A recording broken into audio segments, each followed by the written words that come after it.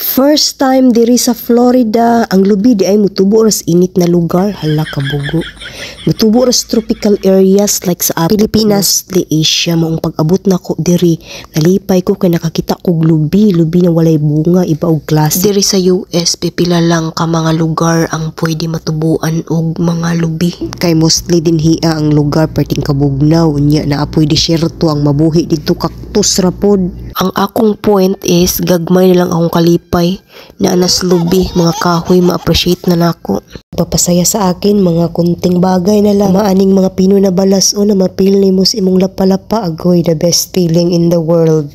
Ugno ako sa dagat, dili dyan ako malikayan ba, more akong ma-emotional. Siguro tungod sa ka-peaceful, relaxing kaayo uy, ug naas dagat.